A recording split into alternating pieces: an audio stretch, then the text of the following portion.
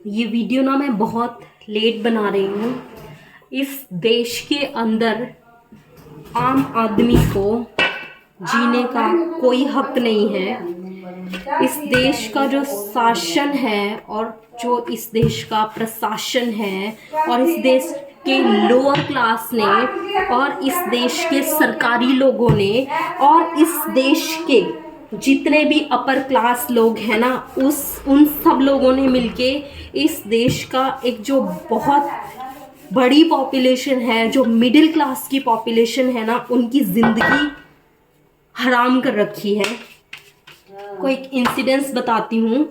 अप्रैल में हम बाबा बालकनाथ के मंदिर में हिमाचल में दर्शन के लिए गए, तो वहाँ पर सुबह मॉर्निंग से 7 बजे से लाइन लगी और मैं 7 बजे से लाइन लगी और मैं ये नोटिस कर रही थी कि लाइन नहीं चल रही है, लाइन नहीं चल रही है।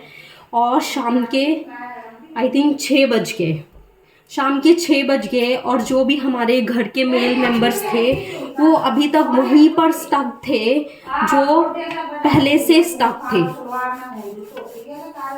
6 नहीं, आई थिंक 4 बज रहे होंगे, मॉर्निंग के 7 बजे की लाइन लगी थी। तो मैंने ये नोटिस किया कि लाइन तो चल ही नहीं रही, लाइन तो चल ही नहीं रही। वहाँ पे फीमेल्स की जो लाइन होती है उसको इतना रोका नहीं जाता, वो सीधी सीधी चली जाती है। तो बीइंग अ फीमेल, मैं और मेरी साथ जितने भी फीमेल्स थी, हम लोग दर्शन करके पहले आ गए। तो जो मेल्स थे और हम लोग वेट करने लगे कि कब हमारी फैमिली के मेल्स मेंबर हैं वो यहाँ पर पहुँचेंगे। बहुत देर हो गई, 2 बज गए, 1 बज गया, 2 बज गए, 3 बज गए। मैं बहुत देर से ऑब्ज़र्व कर रही थी, मुझे बहुत नींद भी आ रही थी और मैं बहुत टायर्ड भी थी। मैं बहुत देर से जो मंदिर का मेन प्रेमिसेस है, मेन मंदिर का जो प्रेमिसेस है, वहाँ पर हम लोग बैठे हुए थे। तो जब मेरे फैमिली के मेल मेंबर्स नहीं आ रहे थे तो मेरी खोपड़ी बहुत घूम गई। मैंने देखा कि लाइन चल क्यों नहीं रही, लाइन चल क्यों नहीं रही। तब मैंने उठी मैं अपनी सीट से और मैंने देखा कि वहाँ पर क्या हो रहा था। बहुत सारे बड़े बड़े लोग आ रहे थे, सरकारी लोग आ रहे थे। सबसे ज़्यादा इस देश में सरकारी लोगों को तो सही में ना, मेरा बस चले तो गोली मार दूँ।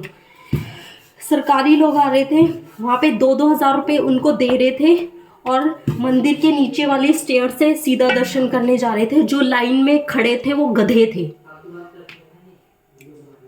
तो उसके बाद ये देखा, ये नीचे से पैसे दे के नीचे से दर्शन कर रहे हैं और इसलिए पुलिस वाले लाइन को नहीं चलने दे रहे। बहुत देर मैंने ऑब्जर्व किया। जो मंदिर के प्रिंसेस के पंडित थे वो भी ऐसा ही कर रहे थे। वो आके पुलिस वालों को बता रहे थे कि इसके 2000 रुपये बकाया था। मेरे पास वीडियो है इस बात की। वो पंडित उठा, उसने पुलिस वाले को बोला इसके 2000 रुपये आ गया, इसको जाने दे, इसको सामने वाली सीढ़ियों से जाने दे। फिर उसके बाद मेरा दिमाग बहुत खनक गया और मैं खड़ी हुई और मैंने वहाँ पे अपना हाथ रख दिया जो उसकी मेन स्टेयर्स थी और मैंने वो बोला कि किसके बाप में दम है, यहाँ से जाके दिखाए। तो उसके बाद पुलिस वाला पूछने लगे मैडम आप कौन है। मैंने कहा मैं जो भी हूँ ना, ये क्योंकि भगवान का दरबार है और यहाँ पे सबका इक्वल अधिकार है, यहाँ से लोग क्यों जा रहे हैं।